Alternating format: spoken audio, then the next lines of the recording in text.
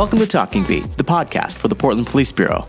We're focusing on thoughtful conversations that we hope will inform and provide you with a small glimpse of work performed by Portland police officers, as well as issues affecting public safety in our city. Here's what's on today's show.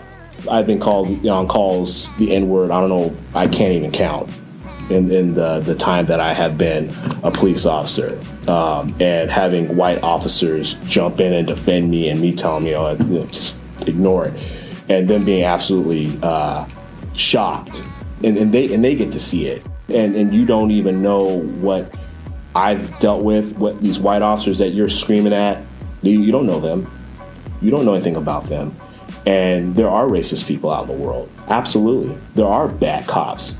We don't associate with those people. They make us all look bad. That's not something that I stand for. That's not something that my coworkers stand for.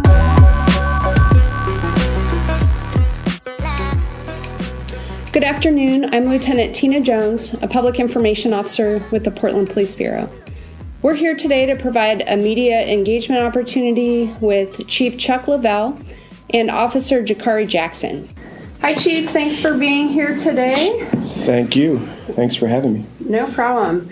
So you're just under a month as a police chief, and a lot has been going on in that time frame, and we just wanted to take a minute and provide some information to the public and to the media. A couple of days ago, you had the opportunity to go out and visit some of the business owners and community members in downtown, and I was hoping that you could share a little bit about what that experience was like. Sure. Yeah, it was a couple days ago. Some members of my team and I decided to go downtown, walk around, just talk with folks. We stopped into several local businesses that have been impacted both by COVID-19, but also by some of the damage, graffiti, and things that have been going on nightly downtown also. So listening to their stories, hearing their concerns was very impactful to me. I talked to one business owner who'd been in business in downtown Portland for over 50 years, and he relayed to me some of the stuff he'd been dealing with, and not just the pandemic. His store was broken into, and a bunch of his merchandise was stolen, but he also had some personal tragedy in his family that impacted him this year, and it was definitely an opportunity to hear those stories, and it has an impact on you when you're a public servant and you're responsible for public safety, and you hear that people are struggling and they're having difficulties running their businesses and keeping their livelihoods intact. And so along those lines, there's been a lot of focus on the demonstrations and police response, but what are some of the broader impacts across the city as a result of these events from the public safety lens? Yeah, one of the things that it's important to remember is when we have to draw on resources from the precincts to come downtown and help with the demonstration, it leaves people in the community who call 911. It diminishes the service we're able to provide. There's longer wait times. Generally speaking, we're down to priority 1s or 2s only, so just life safety, life emergency type calls, and folks have to wait. So that's really tough when you have to balance that very limited resource at night to still do the mission downtown, but also to answer calls for service where people really need us when they're calling. And what about follow-up? Well, we've been using a lot of resources from our detective division to help with field arrest and processing of some of the arrests. So a lot of those detectives have caseloads that don't go away. So as they're spending time, assisting, their caseloads are stacking up and people are waiting for their investigations to get done and things of that nature. So it has a broader impact on just police services versus just what's happening downtown on a nightly basis. So obviously not all of your time in the last few weeks has been focused solely on the demonstrations, although that's taken a lot of time. Yeah. But other key issues, can you update us on any changes that you've made in the last several weeks or changes that have happened within the Police Bureau? Sure. There's been a few. I'll start with the equity manager. I brought the equity and inclusion office back under the chief's office. I think equity work is some of the most important work we do internally. And I really wanted to have that lens spread across a lot of the divisions of the police bureau. So where it was positioned before, I didn't think that was best suited to do that. So I wanted that underneath the chief's office to give that work a more broad look at the organization, so we can look at a lot of our practices and policies from an equity lens. The loss of the gun violence reduction team in particular has a diminishing effect on how we are able to investigate shootings, which are some of the most important crimes that we investigate. So we still have to do that work, and figuring out how we're going to do that without the experience that team had has been a bit of a challenge. We had some impacts to our personnel division. We laid off some background investigators and cut our recruitment team. That has a grave impact on our ability to bring in new folks and diverse folks. Some of the hiring we've done lately has been some of the most diverse folks we've brought in a long time. And they'll have a real heart for service. They're coming into this profession at a time where you really have to be dedicated to do some really important service to the community. And those folks are really geared towards that. So and the other thing is when you do cut your hiring, it creates kind of a lag too, because now we have retirements coming up in August. But a lot of the folks who we've brought on still have to go to academy, and they're about 18 months from being able to really be on the street answering calls too. So I want to touch back on something you talked about, but I know, and this is a shocking number, we've had 29 shootings since July 1st this year, and that's compared to 8 in the same time frame last year. So 262% increase. So now that the gun violence reduction team is disintegrated, what happens to those calls? We still have to investigate those calls. A lot of the initial work is going to fall on patrol, and then the calls that need follow-up and investigation will get transferred to the detective division. But not having that resource is concerning. It remains to be seen kind of what those numbers are going to trend to. But I'm fearful that that'll have a negative impact on communities of color, especially. We had one last night where a vehicle was hit with children inside, and those are really alarming because it reminds you of how close you come to having a serious injury or a death too. So the rise in these shootings are very, very alarming. So I know you've been speaking with and meeting with a number of community partners as you've been able in the past several weeks. Can you summarize some of those conversations or the key takeaways? I love being out in the community and talking to folks. And I've had the opportunity to talk to folks just frankly about kind of how they feel about what's going on in the city and in the nation. And, I really want to highlight the fact that there have been a lot of folks in the community who have been out marching peacefully, having messages of peace, sharing their wants and desires for police reform and police connection within the community. And I really want to make sure that, we highlight that too, because that's a voice that we're hearing and the voice that we need to hear. And I think a lot of people are supportive of the police too. They want good policing.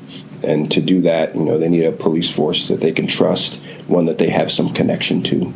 But I've heard from the community that they really want some changes. They want some changes that are going to be beneficial and sustainable and lead to better outcomes for people in the long run. And so we didn't touch on it on one of the changes, the community engagement team is one of the recent changes. Can you touch on that and the decision making behind that? I've always thought, for a long time, the police bureau said, community engagement is super important to us. It's one of our number one priorities. But for the longest time, we've only really had one full-time person working in community engagement. So I've always felt like, if it's that important, we need to put more resources towards it. And when I came into this position, that was one of the first things I did.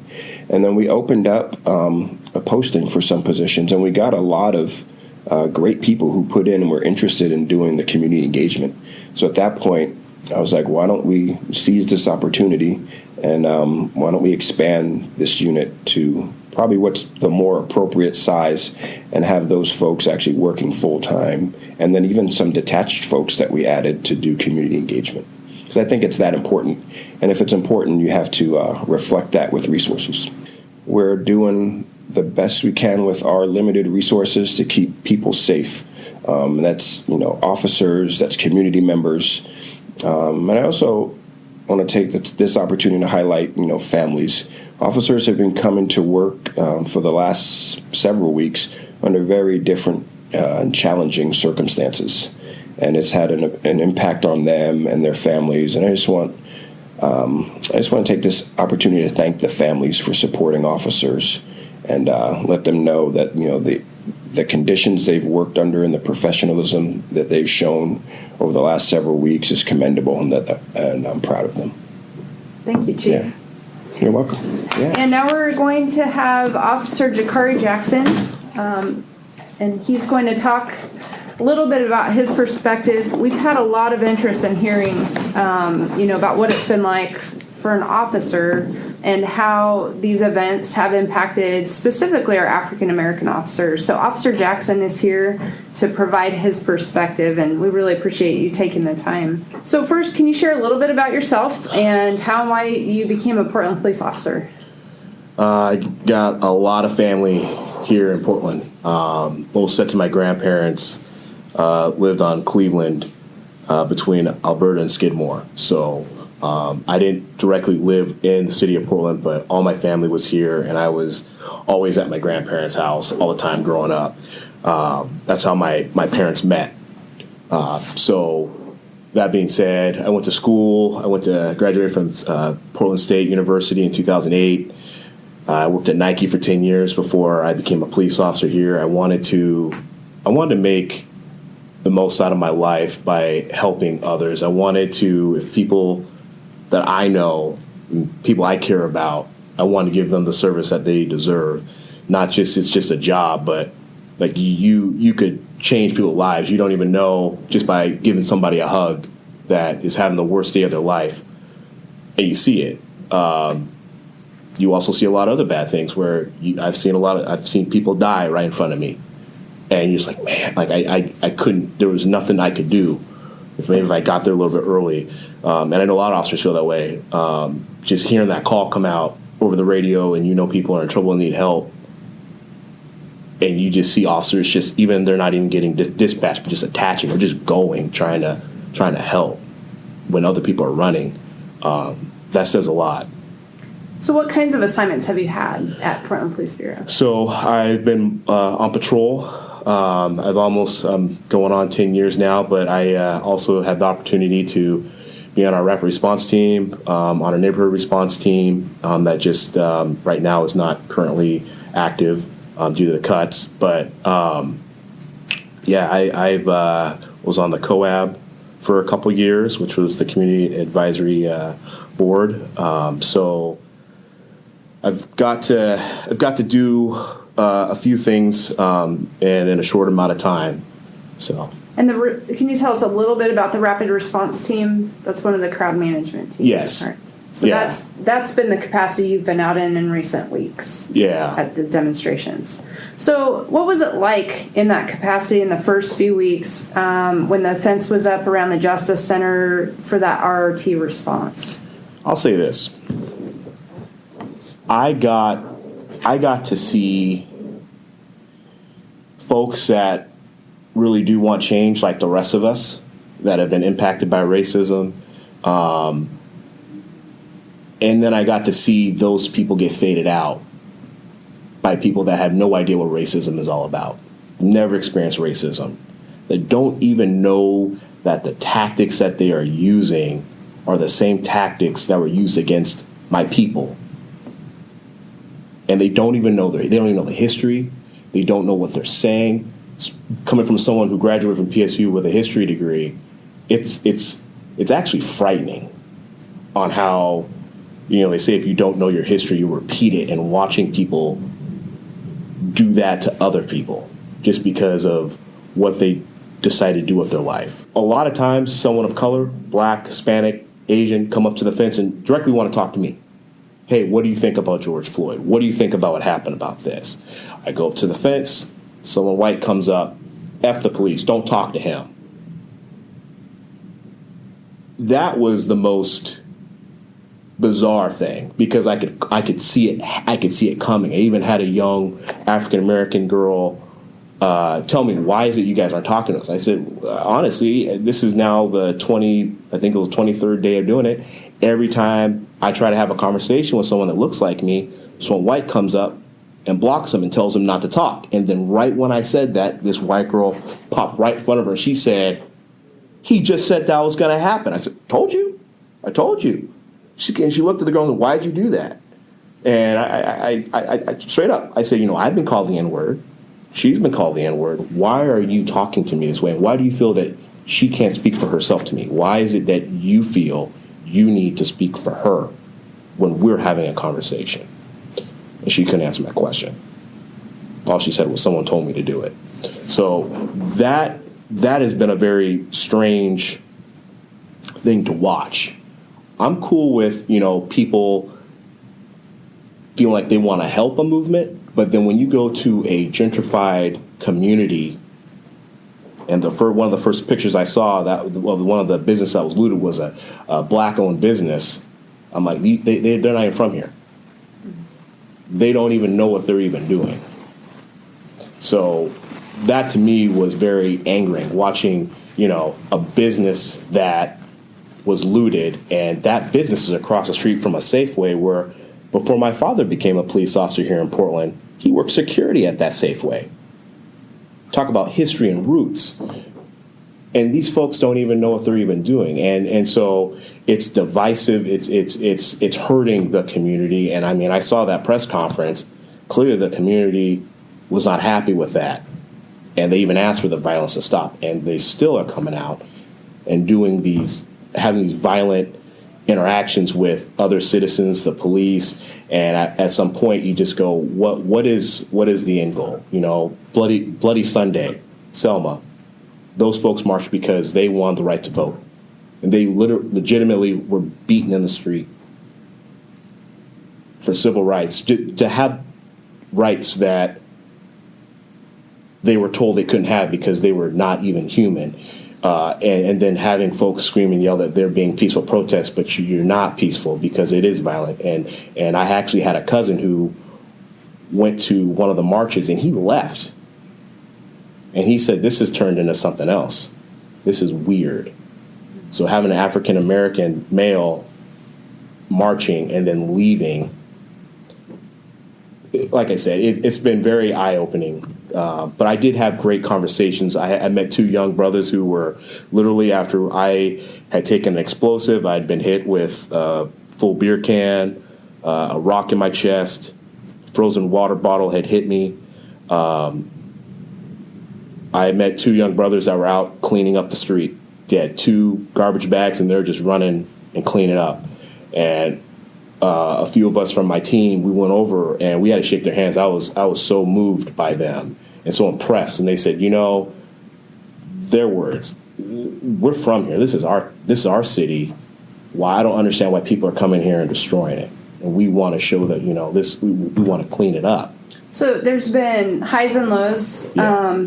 I know you and I were talking the other day and you were sharing just some of the hateful and racist things that you and other officers of color have been subject to. And I mean, I was just floored. But I think that's some of the stuff that people haven't been seeing or hearing. And we've worked very hard within our agency to try and recruit and retain a diverse population of officers. Can you share a little bit about that experience? It says something when you're at a Black Lives Matter protest, you have more minorities on the police side than you have in a violent crowd. And you have white people screaming at black officers. You have the biggest nose I've ever seen. And you hear these things and you go, where are these people are they gonna say something to this person? No. So, and that's just one example. Having people tell you, what to do with your life, that you need to quit your job, that you need to, you're hurting your community, but they're not a part of the community. And once again, you as a privileged white person telling someone of color what to do with their life. And you don't even know what I've dealt with what these white officers that you're screaming at. You don't know them. You don't know anything about them. And there are racist people out in the world. Absolutely. There are bad cops out there in the world. We don't associate with those people. They make us all look bad. That's not something that I stand for. That's not something that my coworkers stand for. And, you know, I've been called on calls the N-word. I don't know. I can't even count in the time that I have been a police officer. And having white officers jump in and defend me, and me telling them, just ignore it, and them being absolutely shocked, and they get to see it, and so, like I said, when you're standing on the line and they're getting called those names and they're being accused of being racist, when you've seen those officers helping people of color, getting blood on them, trying to save someone's life that's been shot. Gang violence, domestic violence, and you see them and they're truly trying to help save someone's life, and then they're turned around and are called a racist by people that have never seen anything like that have never had to put themselves out there. It's disgusting. So one of the images that stands out for me was an image that Dave Killen from the Oregonian, a photographer from the Oregonian, took, and I believe it was published June 3rd, so it was, about the fourth day into this. And I saw this image of, I think it's 4 officers with this huge explosive firework, like one of the big ones, exploding in the midst of our officers. And when I first saw it, I cried because I thought, thank God nobody died. And then I found out who some of the officers were, and one was you, and one was one of our sergeants, who's also African American. And to me, that image stood out because the demonstrations are for Black Lives Matter, and 2 of my colleagues who are African Americans are standing there and nearly died. Can you share a little bit about that incident and what happened? And kind of what your thoughts were? I'll say this. There's this thing where if you're a black cop, you're not black. I take this uniform off, and I'm suspicious. I look like someone that these people would then call the police on. I had been, when I was young, at a party, and I got jumped by a group of white people. Okay, me putting this uniform on does not erase that history that I've had. So when I had that explosive thrown at me, I saw it. I thought it was maybe just like a little firework or something like that, and I realized something was wrong. And I didn't. You see a flash? I didn't even see a flash. I just felt it, and it was hot, and I felt tingling in my fingertips. It was a very powerful blast. And to think that someone has that much anger and hatred, they don't even know someone, to throw something like that and just, not care. It's sad. It really is. But yeah, it went off, and all I remember was feeling it. And then I felt a fire medic. Their jobs are, if we catch on fire, they grab us by our shoulders and pull us back, and they'll put us out, and all we're supposed to do is cover our face, keep our airway open in case we do catch on fire. And I felt that blast. I had a gas mask on, so I couldn't see that well, and just felt these hands grab my shoulder, and I was like, oh, I'm hurt, I don't even know. I don't even know what just happened. I must be messed up. And they said that they were 10 feet behind me and felt the blast. And they knew, they just didn't know what had happened to me. And I feel lucky that I didn't get seriously injured. But, I was told that people were taping marbles and rocks to these explosives. And so you just don't know what it is that you're going into when these things are flying at you in the air. It's nights where it's dark you can't see what's coming at you and what it is a rock, is an explosive. How long did the person hold it that it was lit, where it can just go off at any minute while you're just standing there. And I remember a night where I was holding my, I had my stick in my hand, and I was looking at one of the forensic folks messing with their camera, and this rock, a big rock just came and just hit my stick from the dark and right between us, and I ended up grabbing her and pulling her back behind a car. She didn't even see it. If that had hit her in the head, that had killed her. And like I said, rocks were dark. It was dark out, and so it was truly a terrifying experience. Just like I said, just not knowing what could happen to the person next to you. So I want to shift gears a little bit. This is, all this stuff is very intense, but there's been so much intensity out there night after night, for weeks and weeks on end. And it's hard, I think, to capture in words some of the emotion and some of the experience. So we have some exciting news, because you are one of the officers who was selected to be one of the new community engagement officers. And I want to just get your thoughts on that and what you hope for in this new and exciting assignment.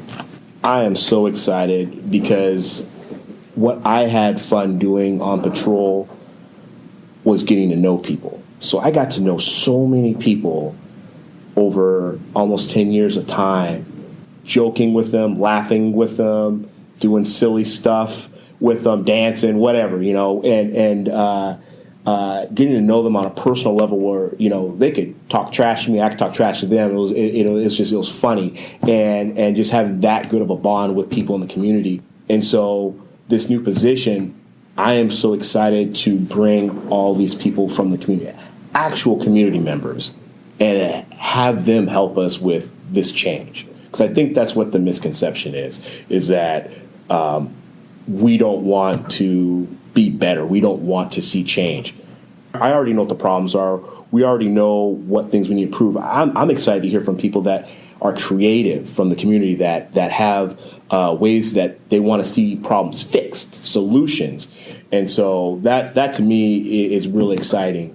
And so I'm really happy to step out of my comfort zone, which has been the street, and look at my job in a different light, and just bring just great people that I've got to know, family members, friends, and like I said, people from the community, of ministers from the churches, and all just come together as one. I think I would love to see Pastor Hennessy lead a march with officers down to this protest and show these kids what a peaceful, meaningful protest looks like, where we march together and show them what it looks like together. That would be something to see.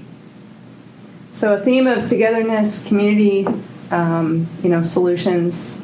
I'm really excited about all that. We'll open it up for questions, so we may, depending on who the question's for, I'll have you step off and then we'll alternate here. Yeah, this is Keaton with K2. You kind of touched on this earlier, but I wanted you to, we hear so vastly different stories from like police and then from the protest side.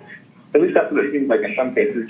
Can you describe to me like what your reaction is to some of what protesters have to say about these officers, and what it's like to hear that again at the protest? Again, you kind of described it, but we just hear two different stories a lot with these protests. We hear like he's talking about sharing and wanting to talk to people at the protests, while protesters talk about how they're just getting tear gassed and pushed back and stuff like that. So just talk to me about the difference in what the stories that we're hearing. I want to say, too, I think it's important to note that we're talking about, almost 40 days or so-ish of demonstrations. Some of them, we've had multiple demonstrations every night, and each event is different. So I just want to kind of frame that we've had very, like the huge demonstrations with over 10,000 people throughout the city where we've had very little or no police interaction.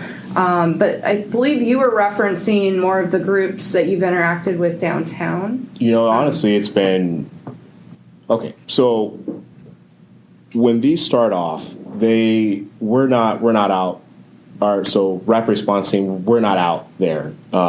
It's one of those things where once the demonstrations start taking a turn, then that's when we start looking at us even leaving wherever we're staged up at. And then once, projectiles and other events where officers that are not RRT are taking projectiles, rocks, bottles, at that point, the sound truck comes out and starts, warning the crowd, hey, this, we want the crowd to remain peaceful. Please keep the protest peaceful. And these aren't the exact words, but they'll start warning and letting the crowd know, basically, that the tone of the protest is shifting. Once we get out there, now the sound truck has already given these warnings. Sometimes it's already escalated to, it's an unlawful assembly where, we're taking rocks, bottles, other projectiles, people using slingshots and using like ball bearings and tennis balls and golf balls and rocks. And so now it's not peaceful anymore. Some say that's freedom of speech. Like I said, and so we've had cameras behind our line capture those events.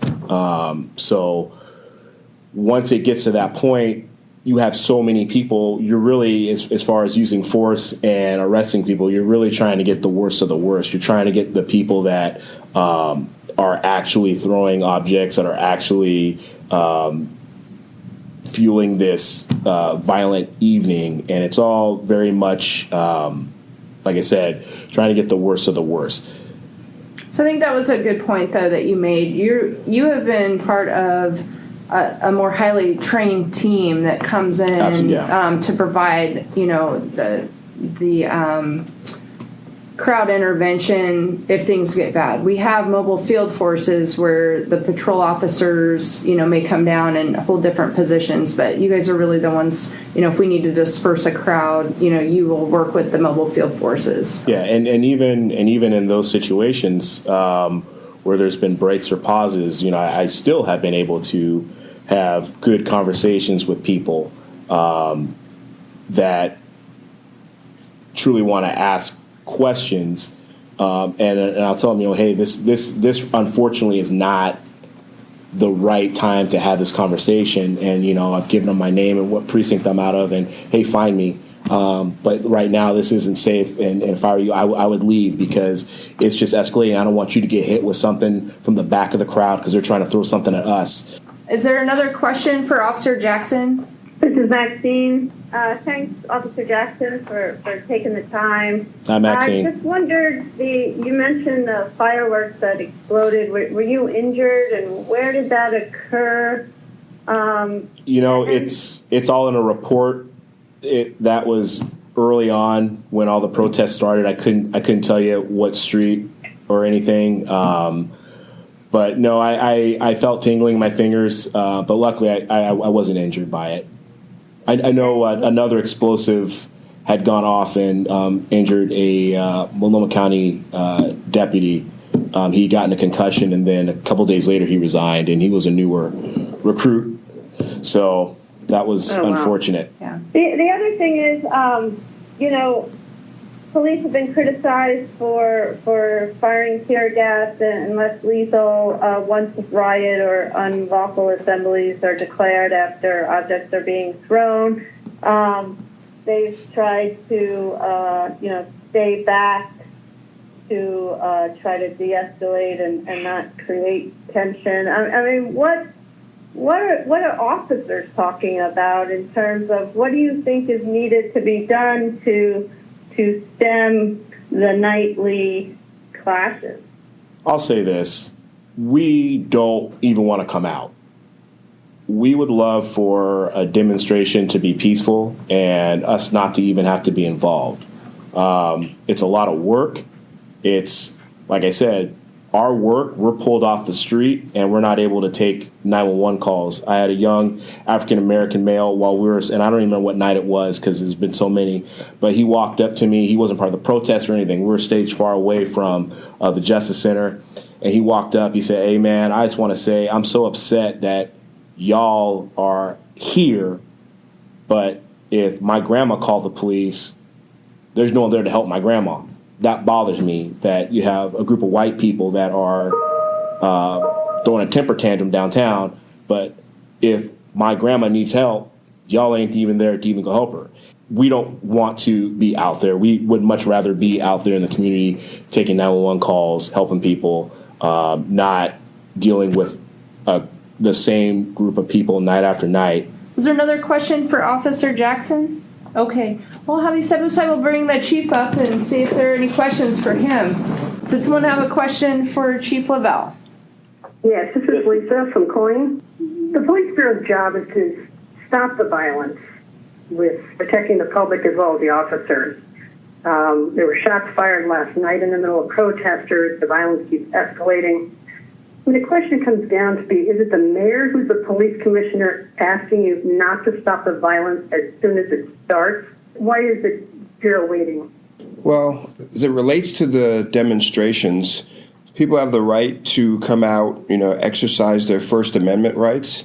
But once criminal activity begins and life safety becomes an issue and folks are in jeopardy, then it turns for us. I mean, stopping it early is one thing, but people do have the right to come out and exercise free speech. So for us, we have thresholds of unlawful assembly or riot, and then in those instances, that's when we can take action. But do you see if you don't take action earlier that this is just going to continue on week after week if something doesn't change in terms of handling it before it gets to that point? Well, I mean, that's a tough situation. I mean, it's complex because people do have the right to come out, assemble, be upset, voice their displeasure, and, exercise their First Amendment rights. So for us, we have to protect that and honor that, and we do. But once things become violent and people start throwing things, damaging property, and put life safety at risk, that's when we are put in a position where we can take action or have to take action. Doris from KGW. Just wanted to get your reaction to that gunfire last night in the middle of the protest. Does that concern you? Yes. Gunfire anywhere in the city concerns me because we're in the business of public safety. Our job is to protect people and protect the community. And when you have people firing guns indiscriminately where there are crowds, it's just so dangerous and people can get hurt. So that definitely is a concern. And, for me, trying to manage what are really limited resources, especially late at night, to not only answer calls for service, but to protect folks who are downtown, protect my officers, it's definitely a concern. It's the type of thing that keeps police chiefs up at night. And then just to follow up, do you think that the city council should be more vocal about criticizing the violence that follows the peaceful protest? I think from my perspective, this isn't just a police problem. This is a community problem, a city problem. Everyone, I think, has a role in speaking out against violence. And we're not talking against peaceful protests or people who are even upset and angry, voicing their displeasure. But when folks are here just, doing extensive damage to city property, to people's businesses, people who are trying their best to eke out a livelihood amidst this pandemic, and they're suffering, I think everyone has a role in coming out and speaking out against that. Sarah Horwitz here with KPTV. You guys mentioned some pretty extreme numbers, 29 shootings since July 1st, and that you guys have limited resources right now because a number of those teams have been dissolved. Is there a message, Chief, that you have to the community, something you might want to say to folks about how you guys are handling your response to this and investigation into shootings with limited resources? Yeah, first and foremost, I want to let people know we are going to investigate those cases. We have detectives, we have officers who will go out and do the initial investigation and canvass on the scene. But we did lose a very valuable resource in the gun violence reduction team. I mean, those folks were very good at what they did. they had a lot of knowledge and expertise and a lot of relationships. I think that's the part that's hard to quantify is their relationships with folks, too. Their ability to talk to folks, get information, and do that type of preventative work, I think, is sometimes easy to forget or lose. But I just want the community to know that we are still investigating those cases. We have limited resources, but they're still important, and we're definitely going to do everything we can to hold people accountable who are engaged in that type of violent activity. Chief, this is Maxine Bernstein at the Oregonian. I just want to understand how large this new community engagement team, you had been the captain of community engagement in the past, but now what are you envisioning for this community engagement team? And I think Officer Jackson referenced neighborhood response team that's not active. I don't know if that's in the precincts or what, but how's that impacted as well? Sure. Well, we used to have neighborhood response teams within the precinct to deal with more kind of specific neighborhood issues, drug houses, neighbor complaints, things of that nature. And they had a lot of expertise in how to handle those. And now we've had to shift some of those resources back to patrol. But the community engagement unit is something I really, one, was near and dear to my heart because I had spent a lot of time working and running that piece of it in the community engagement division. But I've always felt like, to give it its real importance that we always talked about, we had to resource it properly. And we've had one person full-time who's been great, but I always felt like we need to do more in that arena. So we posted a few positions. We're bringing a sergeant into that unit. And I think, was it 5 officers we'll have? So, yeah, 4 plus 1. So 5 total officers. So I think that gives us a more robust capability to actually connect with community, actually oversee some programs that we've wanted to get underway, and even spend some time out in the community. I would love to see those officers spend some period of time out walking around, visiting community members, visiting stores and different organizations, and really kind of getting a pulse for opportunities that we could partner with folks and really just do some really good things. Hi, Nick Budnick, Portland Tribune. Hey, thanks for the opportunity. Chief Lovell, I've heard from a couple of officers talking about sort of an increased sense of alienation from the public as sort of a result of how these last 40 or so days have played out. And I wonder, do you think that is real? What are you doing to combat that, if so? And how do you think that could affect these officers as they return to their patrol and other jobs and interact with the community? I think if you come to any of our facilities right now and you look at them, you'll see the windows are boarded up. They're fortified just to protect them from being damaged. And I think it's kind of a microcosm of the feeling like we're kind of shut in to protect ourselves. So I think there could well be that feeling amongst officers. But I think as we go out in the community, I know this has been my experience, there's a lot of supportive folks who come up to you. Some members of my team and I walked down and visited the Mural this week, and we just had a lot of conversations with folks who came up to us, asked us what we thought, people from out of town trying to get a sense of what was going on here in Portland.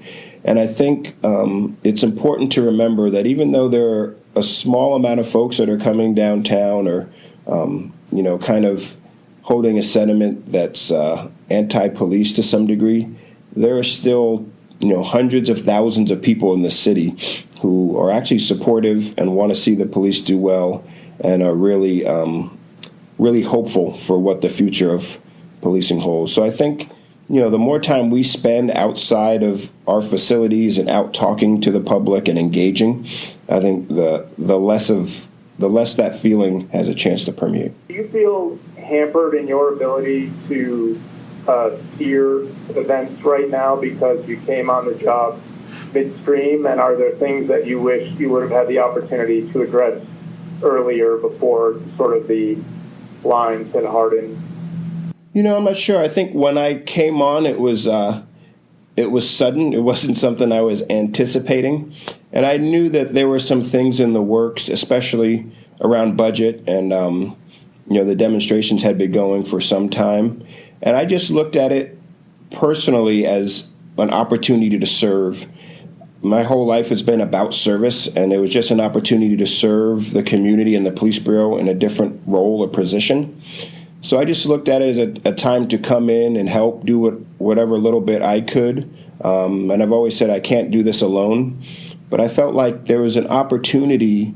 And I think, on the other side of these demonstrations, there's going to be a great opportunity for change. But it has to be well thought out, meaningful, sustainable change. Change that, has the potential to have good outcomes for people going forward. I think sometimes when there's a big push for reform or, the defund the police campaign, those things kind of grow to a point where, sometimes it's easy to make decisions that aren't necessarily as beneficial down the road as they might seem initially. So I just want to make sure that, as change comes about, that it's meaningful, it's well thought out, and it's collaborative, and it's something that's going to be beneficial to people. Thanks for listening to The Talking Pete. If you've enjoyed this episode, please share it with your friends.